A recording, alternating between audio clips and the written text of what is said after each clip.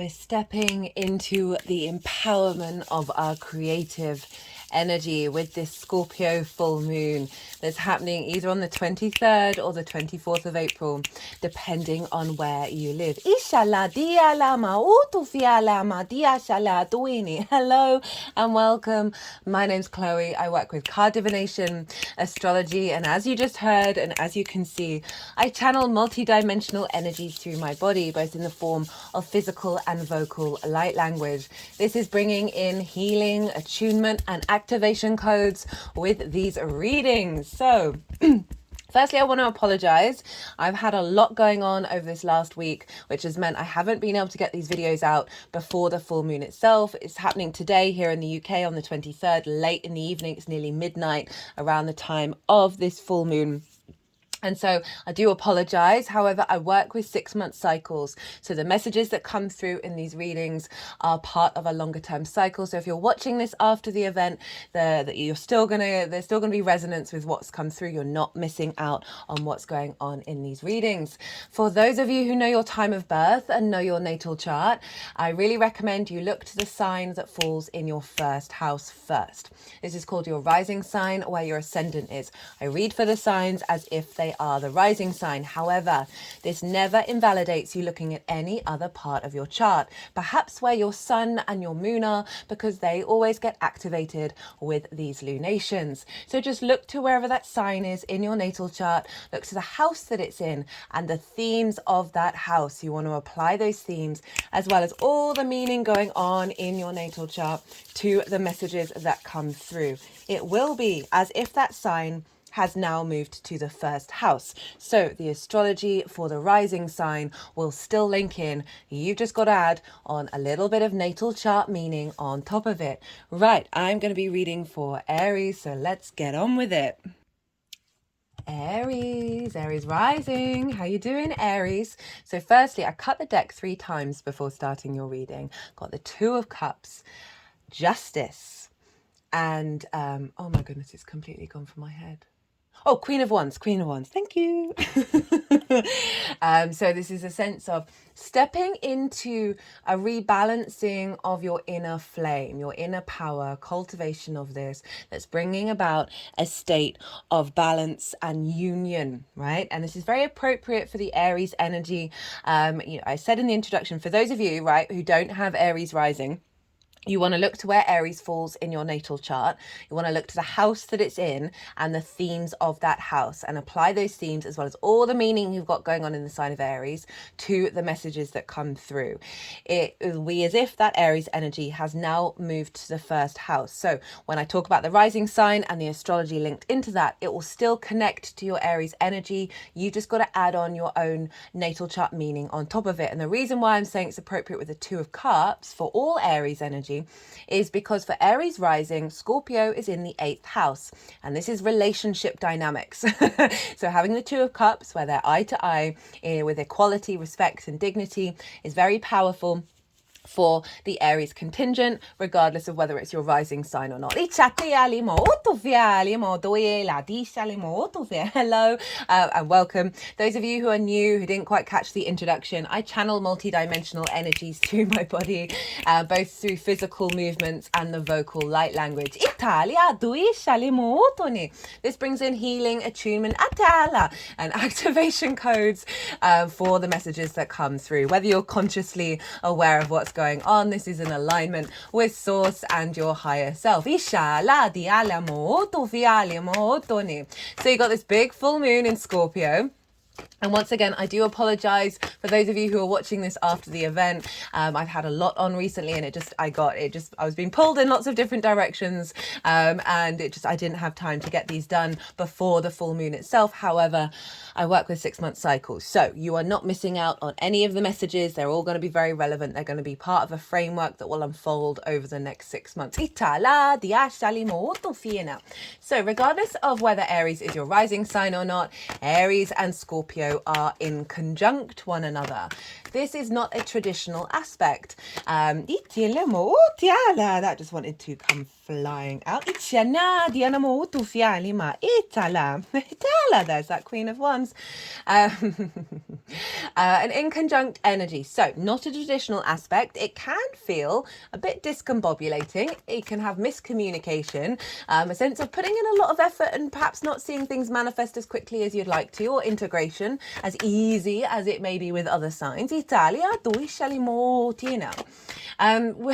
way that I like to describe the inconjunct is essentially you're herding cats. And all these cats want to go in different directions and do different things. And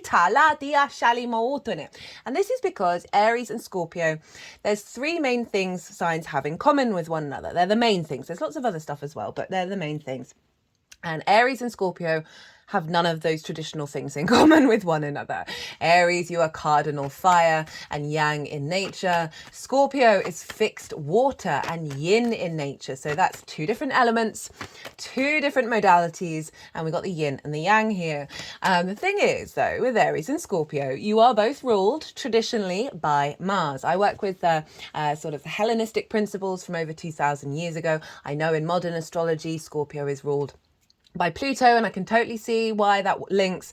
But for me in my practice and what I've seen show up for me in my own experience, Mars, do it is pretty much very loud and proud with Scorpio. So your rulers are the same, right? Not your rulers. Your ruler is the same for both of these signs. So you do have a common thread in alignment, and this. I love the Scorpio Mars in conjunct because it is the balancing of the yang energy of Mars and the yin energy of Mars. Libra and Taurus have the same thing, and they are both ruled by, I want to say Virgo, but not Virgo. Venus began with a V. Oh my goodness, Mercury's going to go direct a couple of days after this moon. Speaking of which, in the description box are loads of dates around this moon that are very much linked into what's unfolding. So back to the inconjunct. Once you kind of realize, okay, this is not your stereotypical aspect. There isn't necessarily an easy process with this, except the realization that you are navigating 6 different energies. And once we can step back from that and realize, okay, this might not be as smooth sailing as other things, we can then appreciate and value all these 6 different energies and see how they work together. With the inconjunct, once you realize you're herding cats, and once you put in a little bit of groundwork of herding those cats, they all start to then sort of play around with each other and figure out, okay, well, how can we work together? And this is very inventive and very innovative energy because it's breaking against the traditional aspects. So we're breaking against conformity and against the same old. It's a very inventive energy, the inconjunct. I love it. And it's quite beautiful seeing these two things, these two energies work together. Now, Aries, this full moon is happening after your solar eclipse that happened in your sign, and also after this conjunction that we've just had in Jupiter with Jupiter and Uranus. And these are all very much part of the same cycle that we're activating. And that Aries solar eclipse was incredibly powerful. Aries placements, anybody basically, if you haven't seen it, would recommend it because it's one of the most powerful lunations, if not the most powerful lunation that we're having this year. And it's activating a cycle of our instinctive connection to our soul's energy. Now, Uranus and Jupiter have starting a new cycle of liberating our soul's path, as well as bringing in abundant opportunities. And now this Scorpio full moon is coming along and helping clear out some stagnant, emotional, fixed energy within our energetic field, and then helping us tap in to the creation energy of Scorpio. Scorpio is very intense and very transformative, and it rules the sexual organs. And so that's not just linked into copulation. It is also absolutely everything that we do, our pure creation energy within us. So we've got this in conjunct energy wherever Aries falls in your chart. Now I'm pulling cards for 3 different piles. The first pile is the lead up to this full moon. And this is from the Scorpio new moon that we had last year. What have you been working on? What have you been integrating? And also, how is your energy showing up that's then going to work with pile 2? So that's pile 1, and pile 2 is the energy download that you're going to receive at the time of this full moon that will then unfold over the next 6 months. So I see lunations as portals, energy downloads and activation codes come in, both with new and full moon alike. So even though a full moon is deemed to be an ending, a sense of completion, yes, it is that in its essence, but what is ever ended, right? We are constantly in a state of transition. And the Scorpio moon very much highlights that. That with this raising up, this celebration, this illumination, this element of completion, with everything that we've learned from the previous cycle, that's being integrated with the framework of the moon itself, that is then providing a download that you'll then work with over the next 6 months. So with every ending, there's a new beginning, and with every new beginning, there's an ending. So that is pile 2, and the baseline for pile 2 is the collective reading. It's always the collective reading where I get to break down the astrology in way more detail, and this is how all the celestial bodies are talking to one another at the time of the moon, the exact time, and they form a harmonic blueprint. And I get to talk about how the formation of all of this and what I'm channeled to talk about and how it arises. Okay. And so that's the baseline, a deeper understanding of the overall energies of the moon itself. I also do collective tarot in there. That was a beautiful reading. I enjoyed that reading so much. The astrology is pretty cool as well. And some channeled messages come through, as well as I bring in things through my meditation in the lead up to the transit, often through my own experience. I've got Aries in my 9th house of perspective, so I'm quite independent in what I want to bring in to the table. I need to see it like realize in the 3D. Before I'm confident, I like to walk my talk basically. Before bringing it to the table here. And so those themes come in. I also get to be a bit more esoteric, a bit more philosophical, and sort of like practices that help us navigate being a human being. So the baseline for pile 2 is the collective reading, and then the tarot is how it links into the Aries area of your chart. Pile 3 is how all this energy is manifesting moving forward. So those are the 3 piles. Now we're dealing with a full moon here. The illumination, the moon at her fullest, our emotional body, our unconscious spaces, our intuition, our needs, whether they are being met or not, our nourishment, how we nourish ourselves, how we nourish others. And these energies are really heightened, obviously, around a full moon because she's receiving the full light of the sun. Now, usually I would go into detail with, in almost every, I think, full moon I've done, I break down the fact that full moons can be trigger times because the distortions around that are where our needs aren't being met can really get highlighted with the full moon. We're howling at the moon and everything gets a bit raucous. I haven't felt called to do that. It's not saying that there won't be triggers, but I'm just feeling like that's not the overriding energy right now. And I do think it's because of the solar eclipse in Aries that we've had, which not only in my own life, everyone I've spoken to, people that I've spoken to have spoken to loads of other people, have all said there's the profound transformation has been going on. And it's just beautiful to see. It really is alignment with ourselves, having more faith and trust in ourselves, in our instincts.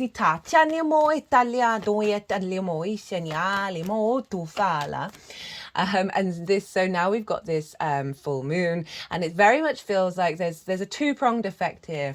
That again, it's clearing out, so it's fixed water, and so think of a lake, right? Or think of a body of water that is contained, and so with that, because running water, you get more flow, you get more oxygen, you get more transference of life. But with fixed energy, I've certainly walked past plenty of places where that fixed water has got a bit stagnant, right? The composting in under the water hasn't been in full action.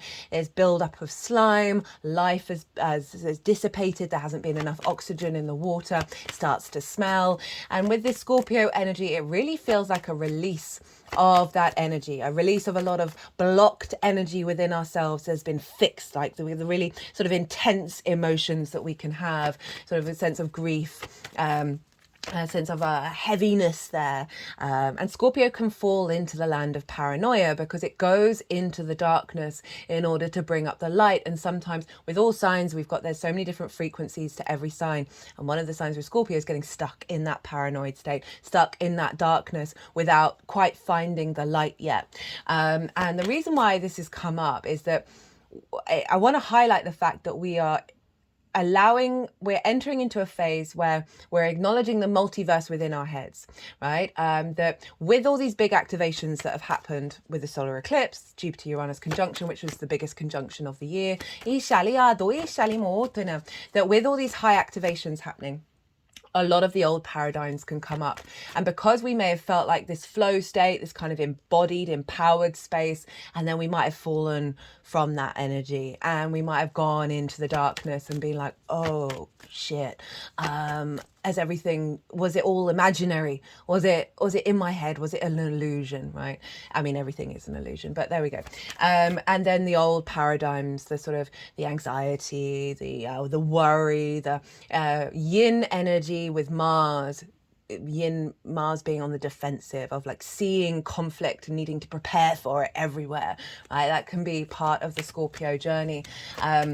That we are, and those things may have bubbled up and you may have felt some shame, some sense of rejection to that energy, feeling, all of that kind of stuff. What I want to say is part of this moon is to help us find the peace with all those narratives in our head, that with the Aries solar eclipse, this sort of embodied self within ourselves of a trust and a faith that may have been questioned over the last couple of weeks. And it's very understandable. We live in a world of sort of conflict and separation and rejection. Italia, well, it's not the only side of the world, but it's a very strong matrix. That we're slowly pulling, like dissolving. I like that. That this moon is helping us let that narrative in your head, let it go, let it do its own thing. It's part of you, but it's not entangled with you in the same way, and we're not rejecting it, we're just letting it do its thing, and you go back and do your thing but without sort of hiding from it and shaming it. So clearing a lot of the stock energy, and then through that transference of energy of bringing in the creation. All right, Scorpio is fixed, but Mars is motivation, drive, and action, the movement in the world, our instincts. And there's this sense of, and that creation energy, that the shift of the stagnant energy is then giving life to this fixed emotional intuition. I feel very strongly for the collective that our fixed emotional body is the heightened intuition, the heightened psychic connection in alignment with our instinctive connection with our soul, of a sense of knowing, that we are moving that energy into this space where we're no longer feeling the fear or the worry or the paranoia that also have got to have our defenses up of the fact that things change, right? Fixed energy can really struggle with change, and I really feel that this is helping shift that energy of knowing that what am I trying to say? That change and transformation is a constant state of being, and inherently therefore is fixed. So that's what's going on here. So it does feel like a release of old energies, as well as a celebration of a lot of the work that we've all been doing collectively, and allowing us to embody our creation energy. Now, where is this happening for your Aries rising? Well, it's happening in your 8th house, the house of transformation Italian. And this is about the outside world's resources.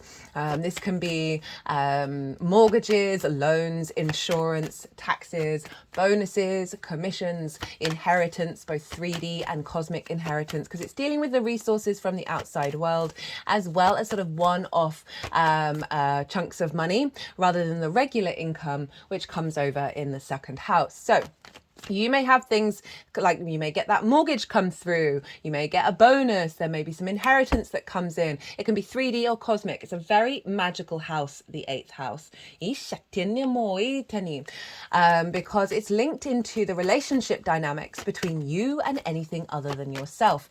Time, money, things, energy, intimacy, ideas, all of this. And it's not only on the 3D plane, but the multidimensional plane.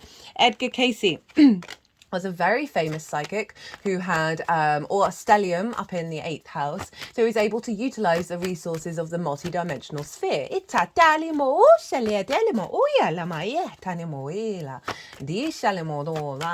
also your relationship with the outside world, how you show up in your relationship dynamics. There can be codependency here, scarcity complexes, sense of giving too much, taking too much, all of that kind of thing can show up in the 8th house. So we've got a full moon here. In the house of transformation, because when we engage with the outside world of anything other than ourselves, it puts us into a state of transformation. So that's why I was like, oh, that 2 of Cups, that's lovely to show up for the 8th house.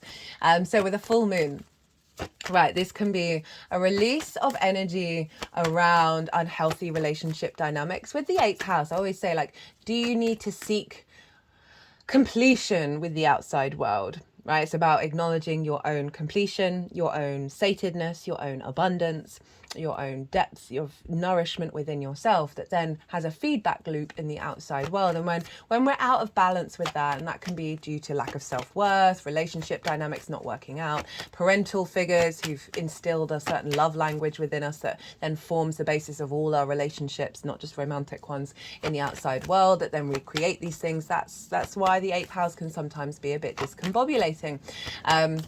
And because you're dealing with anything other than yourself, there's a lot going on here.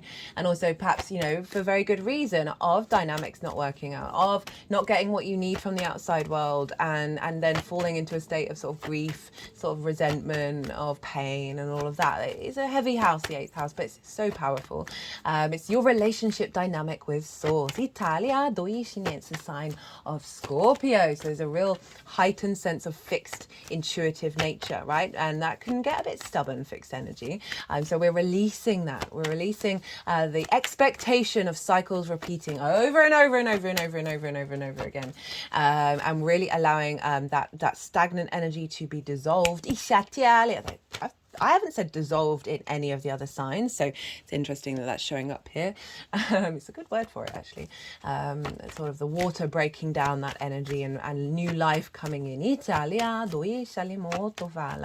So a full moon here can really see a heightened energy of going out in the world and absorbing the environment, and working with the resources around you, interacting. Relationship dynamics may come up, old relationships may come up, but I feel like if it does, it's not going to cause too much heaviness. I'm really not getting this with this moon, that you're going to be more at peace with what's coming through and just surrender and let it move through you. It's going to be activating a new cycle of healthier relationship dynamics that is part of the power and the intensity of Scorpio, of liberation. A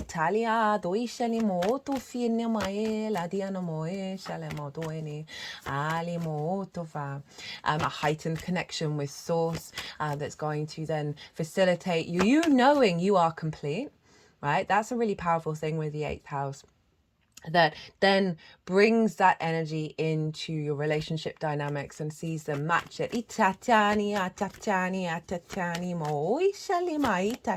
it's in conjunct your Aries energy. So it's about this with the yin energy of Scorpio, of being very observant and receptive to what's going on around you. And that's kind of contradictory to your Aries energy that wants to instinctively go out in the world. I've been talking a lot about the yin and the yang, the Tao, the Tao in recent transits. And I'm really called to talk about it here is that with this sense of the Tao and the Tao is about, I used to have a sort of misconceived preconception about it's a very passive energy, right? But what it really is get out of the way of your own nature, right? Don't try and control, don't try and manipulate, and just pull back the layers of what is truly you. Get to the root of you and let that unfold, right? It's not about planning or judgment or assumptions or anything like that. Let that unfold. And then through that yin energy, yang energy of the action, the motivation, the instinct comes through. So what this feels like is a really strengthening of an alignment of your inherent yin energy that then allows your instinctive action side, your embodiment of that Aries energy, to be strengthened by the fixed energy of Scorpio. And it feels like through the embodiment, right? You are coming into an alignment with relationships, with resources that are part of your soul's expansion and abundance and elevation. That is perhaps coming from unconventional places or unexpected energy because of the inconjunct. So the sun is over in the second house of your resources, right? These are Taurus energy, your skills and your tools that you have in order to manifest in this world, as well as bring in regular income. Is the things that you value as well as how you value yourself. You want to get in alignment with valuing yourself from your true nature, your source energy, because then that means you can access your skills and your tools from a higher vibrational frequency. You're not valuing things that distort your sense of value. So the sun is shining a light on this area of your life. Okay, and wherever the sun is can tend to highlight the work that you've done over where the full moon is. So it's over the last 6 months of navigating and working through different dynamics in terms that you operate with the outside world. And the sun is coming along, and perhaps you'll get clues of you being valued, right? Of you appreciating your skills and your tools, the outside world appreciating them.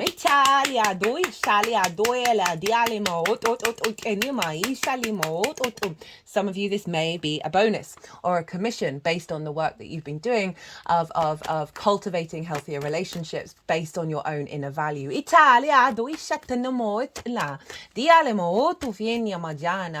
we've got this opposition between the sun and the moon, and sometimes it can highlight where we're out of balance. But overall, I'm really getting a sense of alignment here. Right? Oppositions are ruled by Saturn. And this is about integrity, understanding cause and effect, a level of commitment between these two areas of the chart, and acknowledging that they both play a role and they're both important. So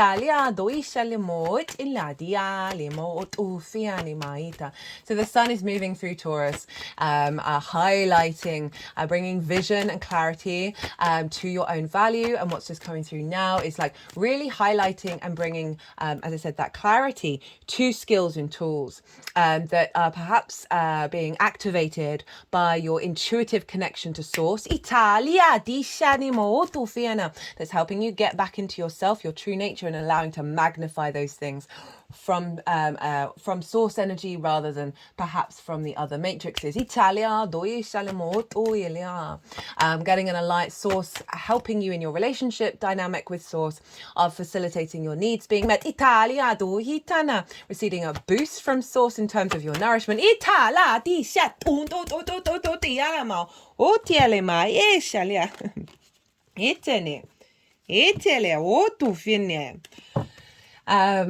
So funny that judgment wanted to come out just now because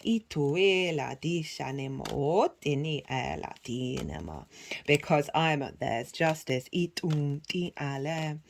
because I was about to talk about the major aspect that is happening with this moon. It's the only aspect I'm going to talk about. There's loads of other stuff going on that's really cool over in the collective reading. I really enjoyed that one. And this is the square with Pluto, and that's Judgment is the Pluto card. I just wanted to slip on in.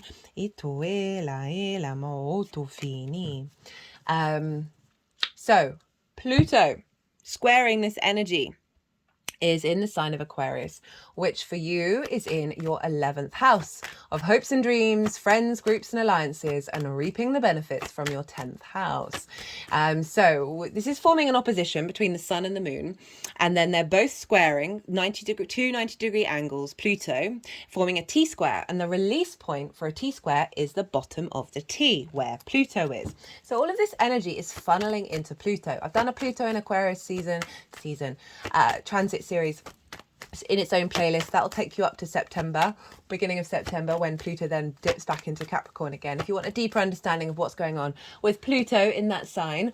But essentially Pluto is about transformation. I understand why Pluto is often linked into Scorpio. I totally get it.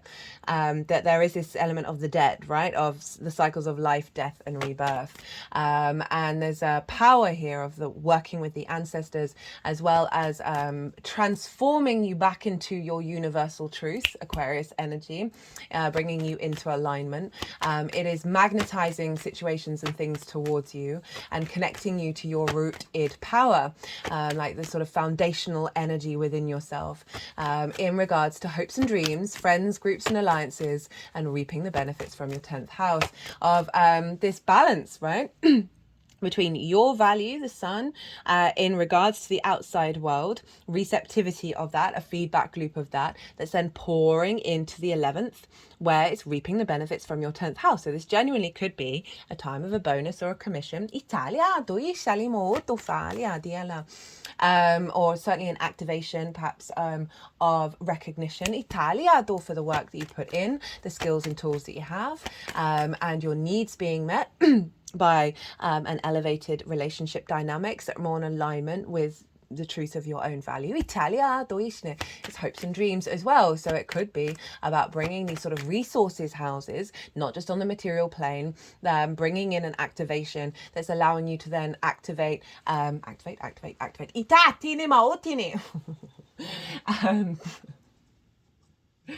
do crack me up.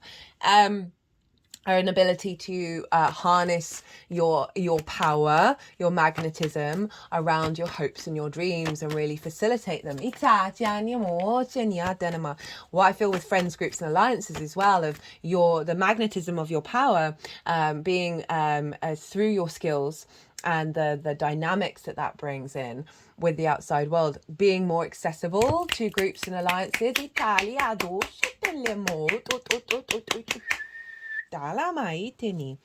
Healthier dynamics. I wondered if the Five of Pentacles would show up, because that often shows up in the 8th house.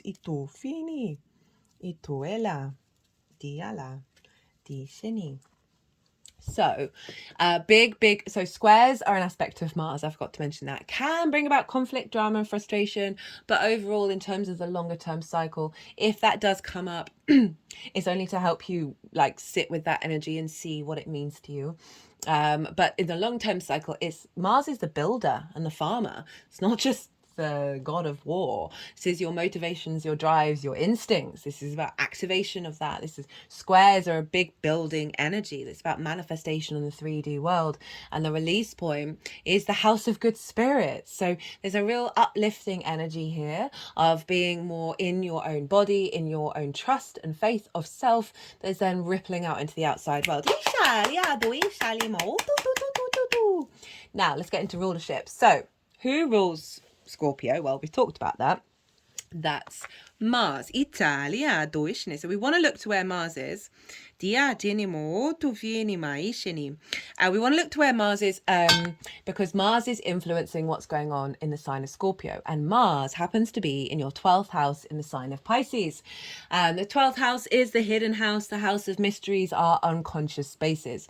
and that we can have a lot of trauma responses and limiting beliefs there that produce sort of mental issues around anxiety, depression, grief, a sense of isolation and separation. But also underneath all of that is the magic of your soul. It's another really magical house. So Mars is talking to this moon and bringing in an activation of a recalibration around the magic of your soul into your motivation, into your actions, into your instincts. That's feeding into your ability to embody that magic into your skills, into your tools. It's going to have a feedback loop in terms of resources where your needs are going to be met. Also, a release of stuck energy around your motivations with others, right? And your drives from an unconscious space. You know, I talked about the love languages that we learn from our parental figures, any sort of neglect and distortions there, whether that's, again, like taking up all the space or, you know, hiding away and giving everything of yourself, right? That's out of balance. Remember, we got Justice, and I think she's also shown up here as well, of bringing things into balance. That Mars is helping break out of those cycles, right? So Mars has just finished being in conjunction with Saturn, and this happens once every 2 years. The last time was in the sign of Aquarius, and so this is I talk about this loads more in the solar eclipse and the Jupiter-Uranus conjunction. So go to check that out for more detail. But inherently, Saturn's about cause and effect, and Mars, you know, our motivation is got the maturity now from Saturn of saying, I'm not repeating the same cycles.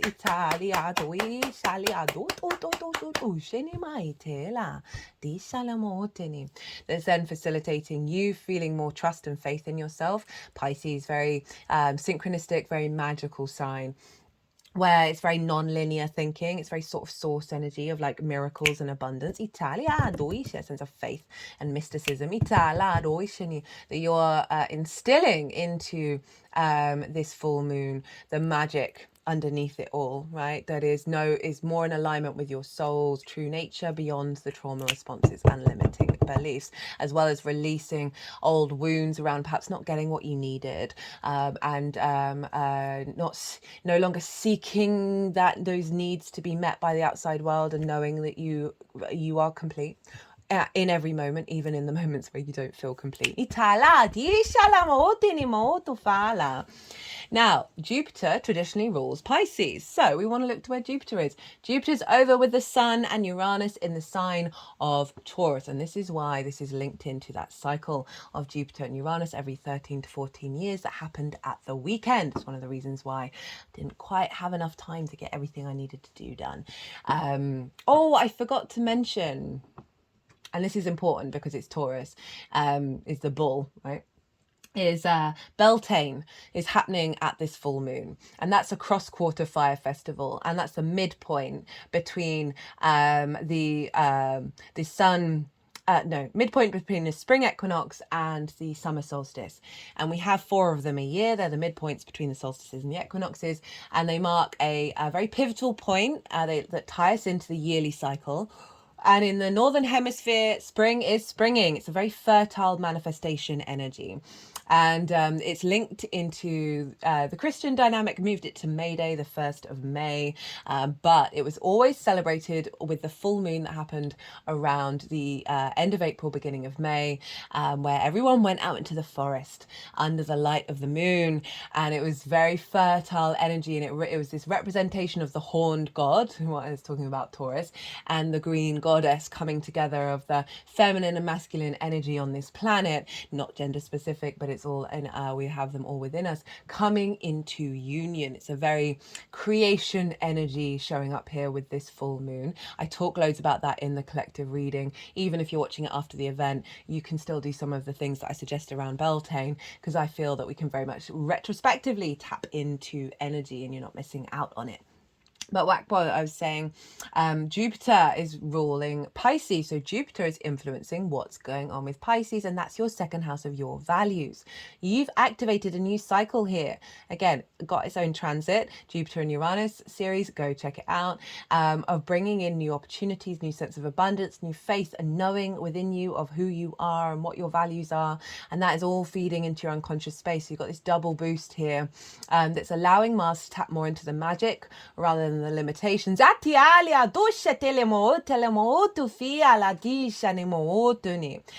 Taurus is ruled by Venus. So where's Venus? Well, Venus is in your sign, Aries.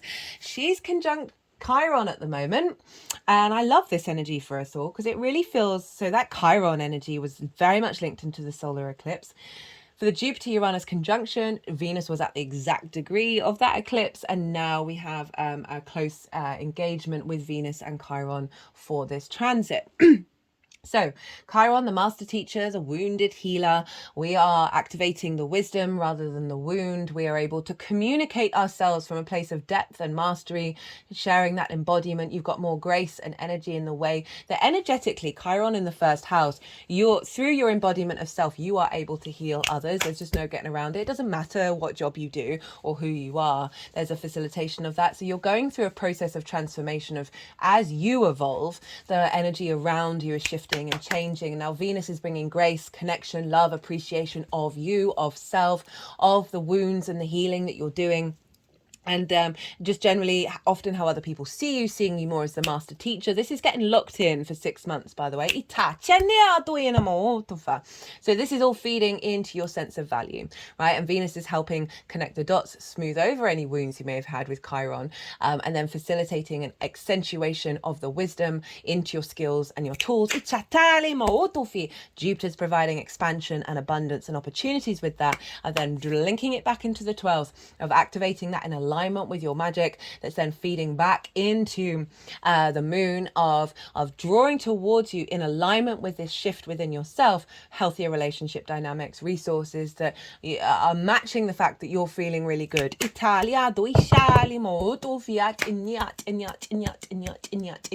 Now, Aries, obviously ruled by Mars. So Mars is influencing Venus, again, of bringing that magic, that motivation and drive from our unconscious spaces in alignment with that fluky synchronistic energy of Pisces into your embodiment of self. So there's a real sense of yin holding up the yang here, of through just letting yourself, don't control things, just letting things unfold, that you're through that, your instinctive embodiment of that Aries is going to be so much more in alignment.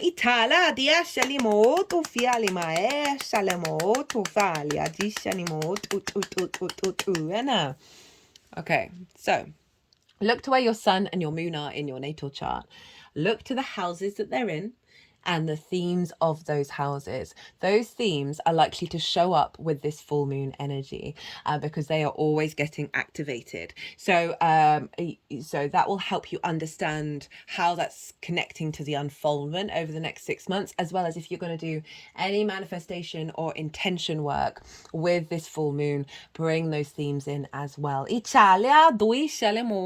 Right, I've said everything I'm going to say, not everything that I could say. I could go on for about 3 hours with all these transits. But I'm going to go consciously quiet now. I'm going to soften my mind, and the energies that I work with, they are going to move through me. They are going to move all the cards around. They're going to do some energy work. They're going to move the cards around. They're going to do some energetic work, and then they will put them into the 3 piles. And that's when I'll bring in the tarot in with the astrology. So I call you to soften your mind as well. Let all that information settle. Don't try and overthink it. Just let it all disappear, and then see what intuitive hits come up for you while we're doing this bit of channeling.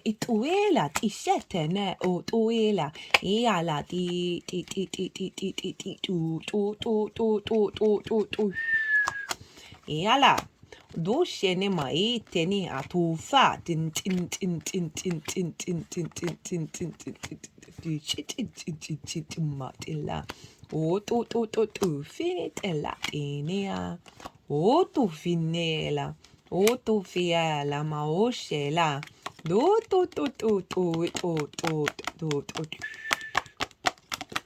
Tia tia tia tia tia tia tuela. O tu tum tum tum tum tum.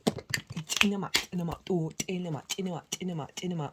Etini tin tin tin tin tin tin tin tin tin.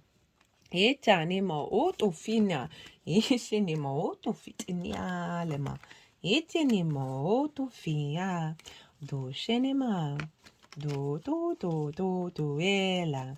Doela diale ma o shenia. Nitini. Itina. Itialama. O sheniale ma do fatenima. Itiale ditene. Ot.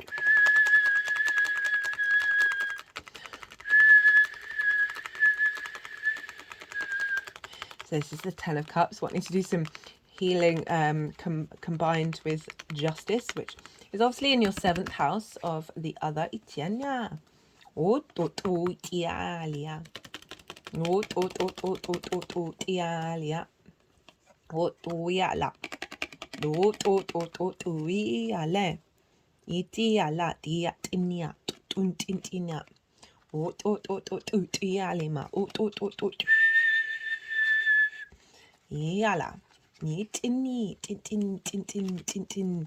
Yetuma. Tinia.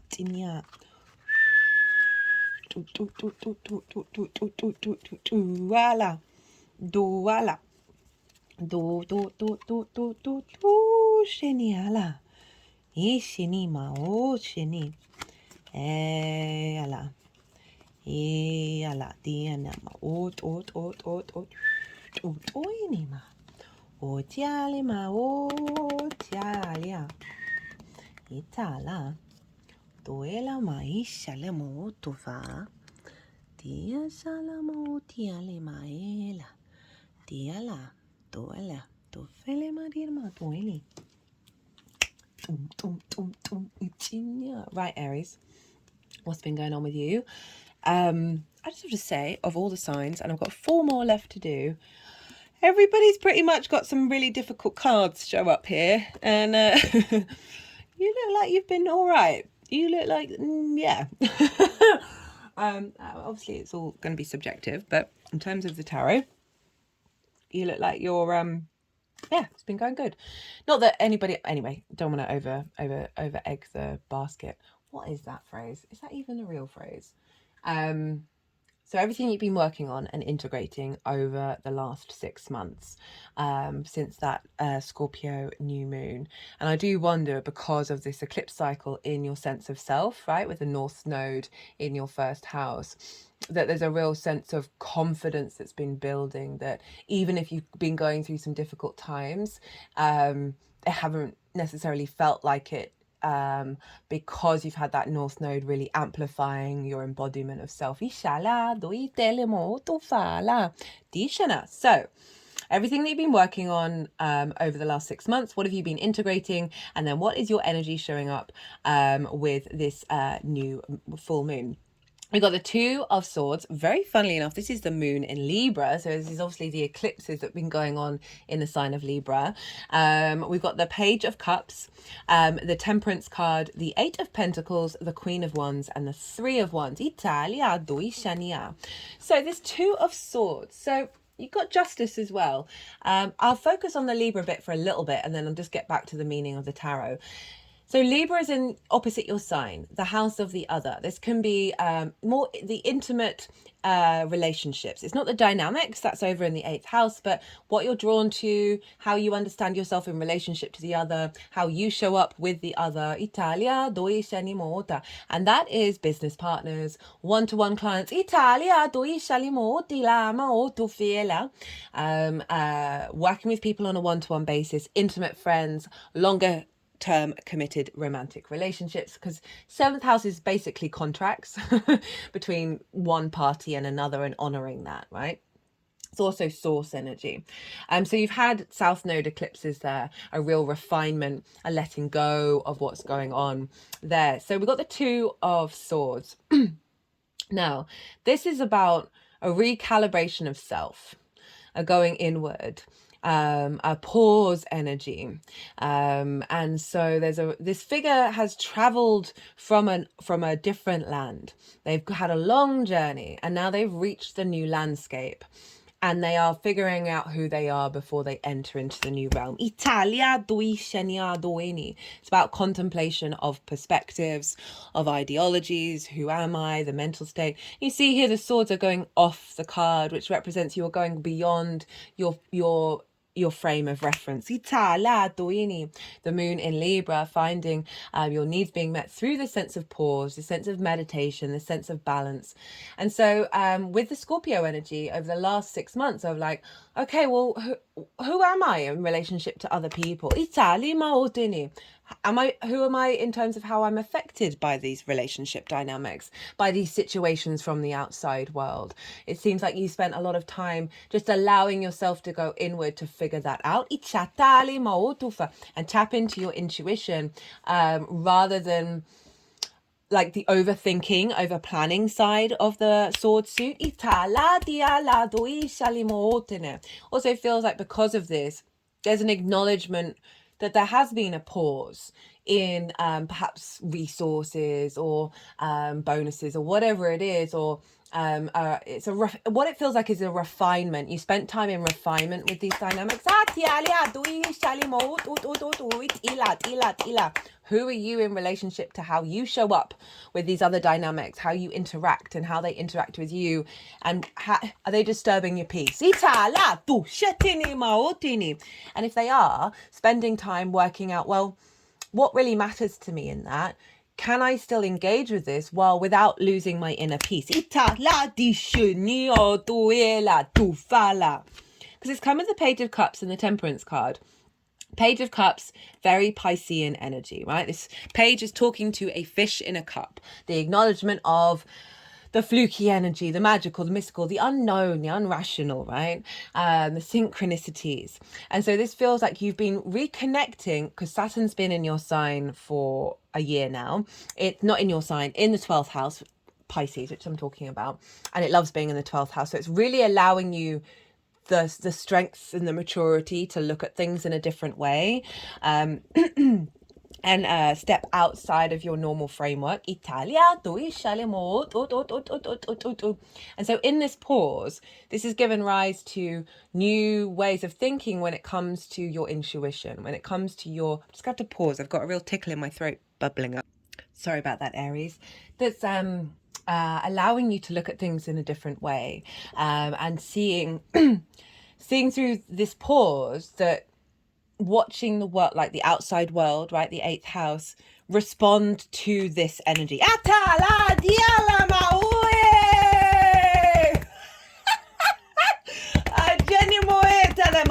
They're sort of tapping, like beating a drum on my chest. Not surprised, Mars is often very much linked into drumming. I have Mars nearly conjunct my ascendant, so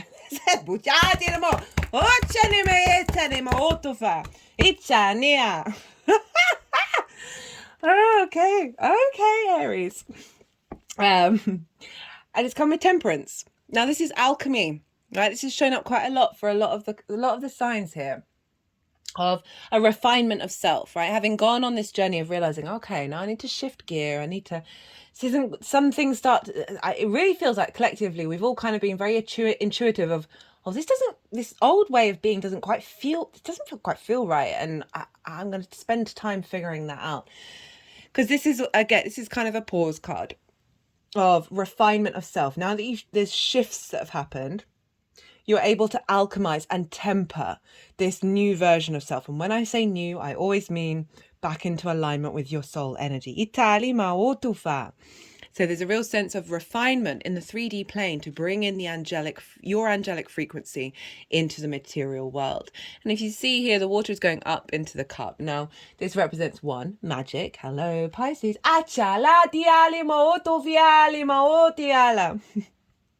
as well as doing things differently. And there's a real sense of working through that and being like, oh, let me figure this out, let me play around with this, right? And it's come with the 8 of Pentacles, which is saying you've put in the work of refining this dynamic, because even though it's the 8th house and this is the outside world's resources, everything we do, the more that we do the inner work in self, everything just starts to reflect that. So even though this is about the 8th house, there's clearly been a focus of, well, how do you respond to that 8th house? What does that 8th house mean to you? And this is the whistle while you work. This is the refinement. It's not quite the mastery yet, but it's the enjoying the process of refining your understanding of these dynamics, right? And how you respond to them, and really putting in the daily practice. Now, how your energy is showing up with this full moon. So this is the energy that you're going to be using to work with pile 2. Queen of Wands, 3 of Wands, big fire energy. Whoop, very much Venus in Aries. They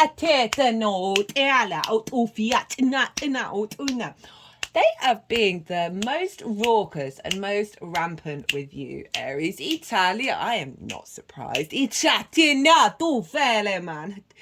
I would say I'm sorry, but that would be a sorry, not sorry. I mean, I do have to hold back quite a lot with the vocal channeling that I do. When I do my own shamanic work, when I do like client work, I let it rip. And it can get even more raucous. So this is fire, Queen of Wands, very magnetic, very transformative, very creative, very independent energy. And this feels like Venus being in your first house, of like bringing not only this fiery energy, but the charm to it, the sense of drawing things towards you. And what this feels like is, with this, there's a cultivation of the self, right? Of that fire energy within you. Of, you know, this is yin energy. They observe, they strategize, they bring nuance and depth to a situation. And there's a real sense of nourishment that you're giving to yourself. And because of that, that's like, well, like I was saying with the 8th house, of like the relationship dynamics will then shift.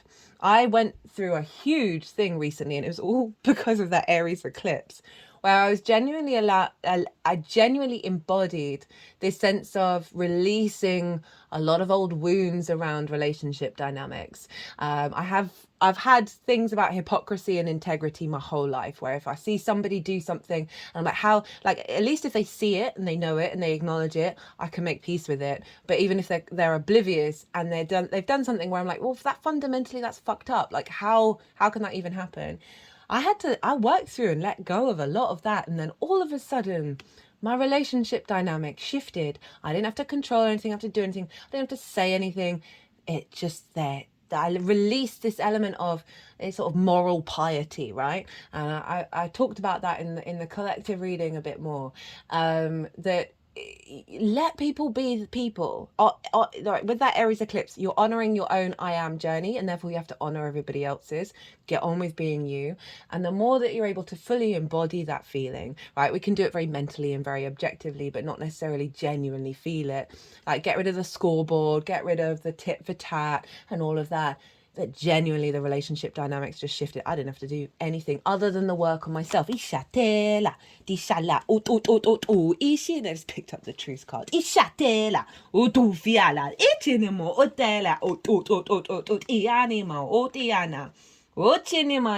So this feels like a cultivation of the work that you've been doing and building on that. 3 of Wands, incredibly confident energy. This is the sun in Aries. So all you sun in Aries watching this is an embodiment of you, right? This figure is standing on top of a cliff.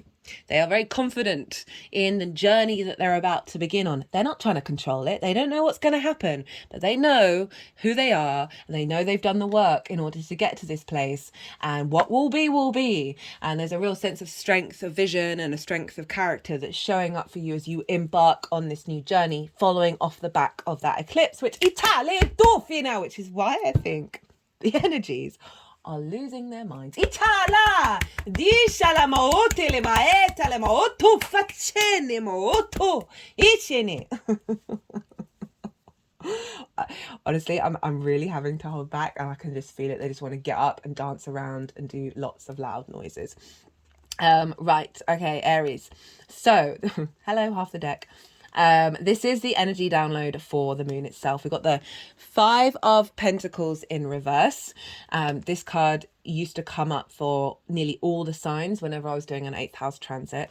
The Judgment card, hello Pluto. The Six of Pentacles, following that 5, 9 of Pentacles, 10 of Pentacles, the Fool, the King of Cups, the King of Pentacles, the Magician, the Page of Wands. So we've got a lot of pentacles here. So there's a sense of feeling good in the 3D realm, of this shifting energy that you're then going to see in the 3D. And they are kind of money houses. They're kind of resources houses. So there is this element not only on the multi-dimensional level of the integration, but seeing it show up in the 3D realm. Five of Pentacles in reverse. As I said, this card tends to show up quite a lot for 8th house transits because there's this element of scarcity, of feeling left out in the cold, of isolation, of not getting what you need from the outside world. Right, and this can be for very good reason, but it's do we stay in that loop or do we break out of it? And this is saying in reverse that this is falling away, right? So any sort of fear, inherent fear, which is so natural, we live in a landscape of competition, scarcity and fear. No wonder we feel that, right? A sense of, oh, we need certain resources in order to survive, and that's a really hard mindset to shift. It can be a fundamental reality, but our mindset around it is all about the shifting into the fact that source is abundant, right? The more you lean into the miracles, that Page of Cups, and realize, oh no, source can pretty much magic anything out of thin air. Just we've got so many layers of conditioning that it can struggle to get through. They're being very gentle now. I'm putting my hands over the heart chakra. This is in reverse, saying that this is falling away, right? This can be dynamics where you just haven't got what you've needed from them, and it doesn't matter what you do, it still keeps showing up. And as I said, the unconscious space, Mars over in your 12th, unconscious responses that are so ingrained in your habits, habitual thinking, that even if you feel really good and you feel really abundant, things just keep recreating. That's because of that. So it's in reverse, so it's being released. Judgment, this is Pluto. All right, this is the elevation of the dead, because all these figures here, they represent the dead, and they're colored in gray, which is wisdom. And through, again, another angel showing up, through the frequency of this angel, they are rising up, right? They are ascending, and there's a sense of ascension here that's happening here with these relationship dynamics.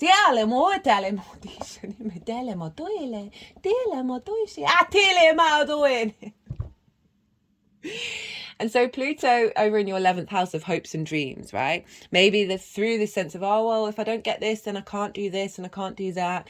Not being seen in groups in the same way, blah, blah, blah, all of that stuff. This is being ascended. Your overall frequency is being ascended. And with Pluto, wherever Pluto is helping bring up ancestral energy, right? And so this is being ascended. And then with Venus over in your first house with Chiron, of the wounds of that, there's a real sense of we're clearing the clutter. We've been clearing the clutter for a while now, and now this is the sort of heavy, fixed, stagnant energy. That these frequencies are sort of dissolving. Six of Pentacles with the Nine of Pentacles. So this is saying that we're moving on from the 5, that the universe is coming along and rebalancing things. You've got the 2 cards that have scales representing rebalancing, where you are moving away from that 5 of Pentacles and activating a sense of, being given things. Whether that's resources from the multidimensional sphere or the 3D sphere. Because of this ascension in your innate self, this is activating a cycle that is unfolding over the next 6 months, where because you're no longer striving for it or seeking for it or clawing at it, it's coming towards you because you are honoring the fact that you are complete. With the 9 of Pentacles. So this cycle is allowing an activation of your independence. This figure is so independent. They know what they need to do in order to bring about this full, complete state of abundance. They're hanging out in their garden, just chilling. but they've put in the work, they put in the effort, they know what it is that they need to do in order to do that. And this is what's being coming into an alignment. This alignment within yourself is then liberating, that's then allowing opportunities to come your way. That you are still going to do you, you're still going to take those actions, but because of the instinctive alignment, there's an inherent knowing and faith and trust in what it is that you're doing and how it's unfolding. 10 of Pentacles, so big pentacle energy of the material realm, right? This is legacy energy. It's showing up a fair amount actually, which is really cool. And this is because it's a city. Cities take forever to build. So it represents a long term, right? This sense of legacy energy. It also represents the spiritual with the elder, with the esoteric symbols, and the sort of the mundane, the physical world of the nuclear family. And when we're in alignment with the 3D and the multidimensional sphere, with the meaning and the practicality, we then bring in the activation of our legacy. So whatever's going on, however this is manifesting for you, it's bringing in a longer term energy that's really serving you, being confident, being your unique self, being and allowing yourself to bring in abundance. We got the Fool. So this is activating a new cycle of you operating and moving through the world. You know, the Fool has just left the village. It's going off into the world to experience everything, the good, the bad, and the ugly. It is just like, oh my God, life's great. How cool is the ridiculousness of existing? Very heart orientated, very open space of like you going out into the world now with this energetic download of at the back of you, at the back of the Fool is a hell of a lot of pentacles. Of like, okay, I got this in the 3D realm. I feel confident.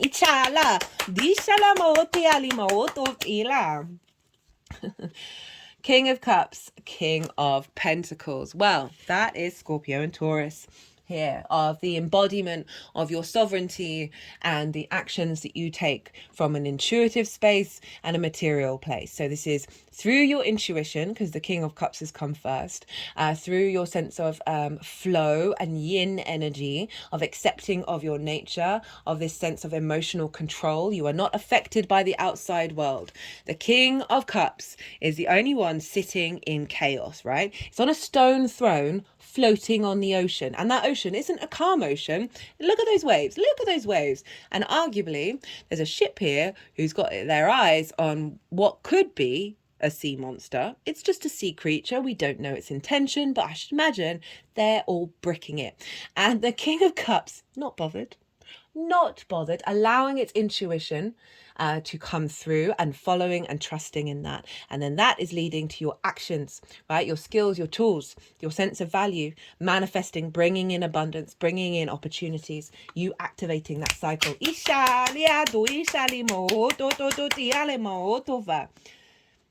And this is being crowned by the Magician and the Page of Wands. The Magician is Mercury, who happens to be retrograde in your sign at the moment. It's going to go direct a couple of days after this full moon. I think I said it at the beginning, but if I didn't, there are dates in the description box around that are around this full moon, and that's one of them. And so we've got this big empowerment, right, of you having all the resources you need within you in order to bring in healthier relationship dynamics. It's because of the work that you're doing. And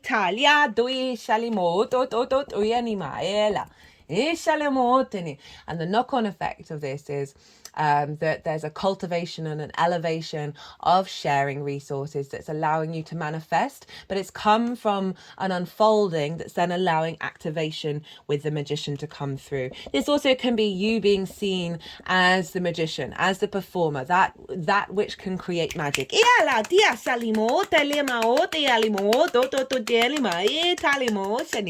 terms of what the outside world sees, and also your understanding of and their understanding of your skills and tools in order to manifest.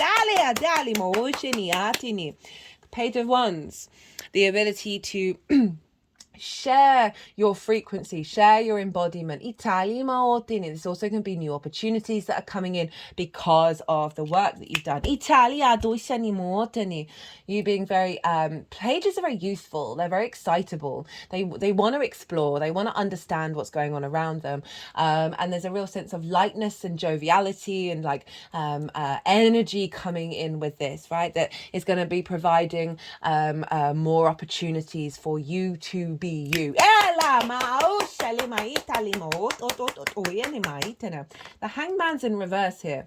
Now oh, hello. I wondered, right? So most of the signs have had the Death card. That there's an element of we are shifting gear, right? We are releasing and letting go. But the Hangman in reverse, right? The Hangman upright. This figure has taken a moment of pause in order to get a new perspective. It's the only card with a halo representing the sort of source energy, embodiment of source energy. And when it's upright, this is when this figure then goes out into the world to share their perspective. And it's also the just going out in the world embodying that perspective. It doesn't have to be about sharing it. For some of you it may well be. But it's simply like you being in your own energy when you go out into the world, and it's coming from this beautiful perspective. Right, how this is manifesting moving forwards. We've got the Knight of Cups, 10 of Wands in reverse, Justice, 3 of Pentacles, 10 of Cups. You've got 2 10s, very different 10s. Knight of Cups. This is very Mars in Pisces, right? This is you moving through the world. It's kind of like the Fool energy, but more embodied, right? The Fool hasn't experienced very much yet from its new landscape, and the Knight of Cups is kind of the Fool who's been around the block a little bit. That this is about moving through life from your intuition, but also from love, like with rose tinted spectacles, but in a really good way, because your intuition is just guiding you. And I mean, your intuition is you guiding from that's bringing in these beautiful energies, and you're embodying that. You're going out into the world feeling this and just really this is the practice of the Hanged Man in reality, that there's a real sense of flow coming in. Like your actions with the outside world are coming from a place of love, not restriction. 10 of Wands in reverse. So this is a sense of weight and burden.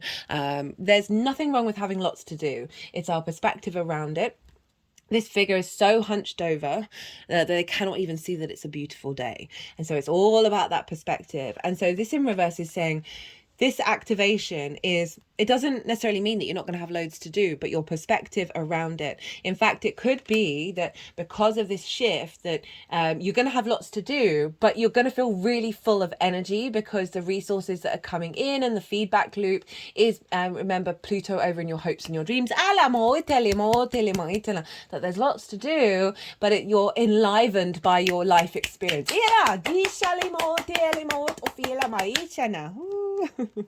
Then we've got Libra. We've got Justice. Remember you've got the 2 cards with scales on it of balance here. A real sense of so if we think about that in terms of the 7th house of business partners, one-to-one clients, intimate friends, as well as romantic, long-term romantic committed relationships and source, that this is all come into balance, right? Like the 8th house isn't just relationship dynamics with the 7th, but the 7th, it follows the 7th. So it's very much linked into that of relationship dynamics being in balance. This is also about an elevation of your soul contracts, not only with others, but with yourself. A sense of seeing things with empathy and truth, including yourself, bringing that balance within. And again, good judgment, good karma. I don't often say that, but that wanted to come through. 3 of Pentacles, 10 of Cups. So the 3 of Pentacles is about mastery of self. And when we are mastered of ourselves, I mean, we're always on a journey of that. Like, I don't think it ever ends. Well, that's when, when we disappear into light and go off into the ether. But this figure that has done them, as they've not been bothered about what other people think. They've carried on and done what brings them joy. So I'm not really speaking proper English here. Have embodied what brings them joy and not been distracted by the opinions of others in a really healthy way. And because they've done that, they're now drawing towards them other energies that have different qualities in order to build something beautiful and long lasting. And I love this showing up for the 8th house, because even though I said this is about you, this is going to shift the dynamics around you, this is saying that because of that, you're now in a state of collaboration, right? Rather than that 5 of Pentacles, which is that feeling isolated and not getting the support that you need. You haven't been bothered about this, but it's still cool. You still want it in your life, but you're just not that bothered. And because of that, it's then come towards you. It's one of the most difficult things for us to do. I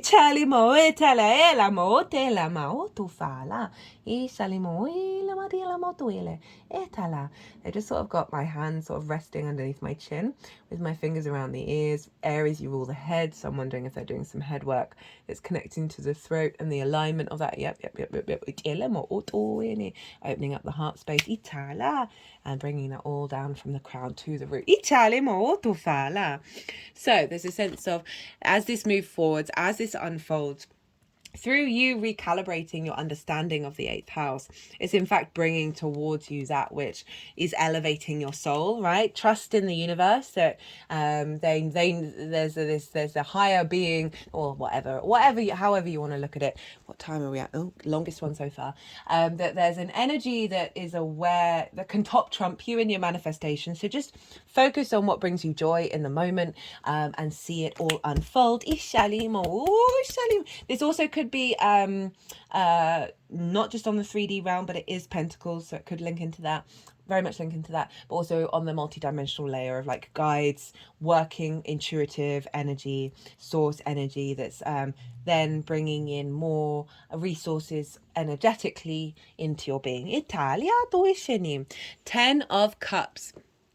Another great card to show up for an 8th house transit. This is the external representation of the 9 of Cups. So the 9 of Cups is the internal gratitude, the eternal abundance, and, being like grateful for every moment, right? And so when we get into an alignment with that, even if things aren't going great, just still be like grateful. I'm so grateful I get to exist. I always think of like near-death experience people. I haven't done too much research into it, but certainly noticed that most of them are like, hey, no, we wanted to come back. This is where everyone wants to come back. This is where we create. Even if it's shit, we still want to come back. And so this is what that 9 of Cups is like. That helps me tap into that, even if I'm not having the best day. That this is the external representation of it. So you see all these cups here, they're in a rainbow. It's the only rainbow in tarot. And for me, that represents the chakra body of when you're in alignment internally, right? The internal rainbow. The external rainbow appears. In the 3D. So this is when we see the 9 of Cups manifest in the 3D in the outside world. So this is, this can be a happy family, like we've got the representation here, happy work life, doing the things that you want to do out in the 3D world that bring you emotional contentment and alignment. So if we think about relationship dynamics, so this is drawing towards you that which serves the emotional alignment of you and your soul. Cut the deck and got attraction and manifestation. This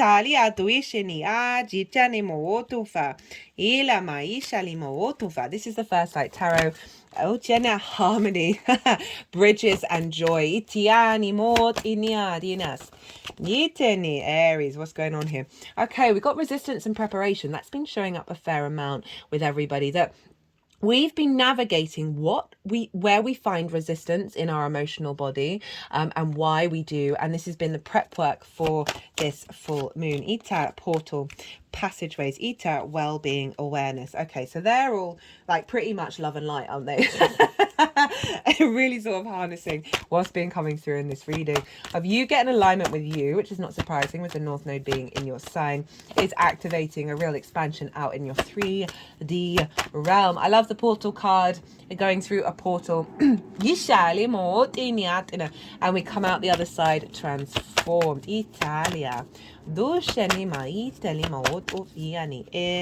Follow your dreams.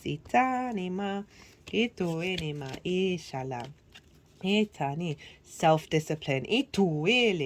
Yeah, abundance. Effort. I love it when they're like, yeah, some stuff has to take work. Personal growth. Manifestation. Oh, brilliant. And the other one was adventure. Italimo. So it is really saying, look, put in the effort of figuring out how your energy works, right? And don't seek external, basically everything that I've just said in this reading, but know that it does take effort, it does take work, and that's no bad thing to embody it, right? You've got a lot of support with the North Node in your first house or in your Aries energy, wherever this is. Italia, Duishini. Right, Aries, I'm going to leave it at that. I've really enjoyed this reading a lot. I enjoyed the channeling. I'm sorry for those of you who might be a bit noise sensitive. It's just how I've tried in the past to try and like really tamper it down, and it's just not possible. It's just not possible. I've learned to accept it. Right. So, Aries, if any of this resonated at all, it'd be an honor and a privilege if you hit that like button. It would bring me a lot of joy. I can't stop smiling during this reading. It's really lovely energy. If you want a personal reading, my website is in the description box as well as on the channel page. If you want a reading, perhaps about that solar eclipse that just happened or anything really, go check out the website. It'd be lovely to hear from you. It'd be an honor and a privilege to read for you as well. Other than that, Aries, be good to yourselves, be good to those around you, and most importantly, be well until we meet again.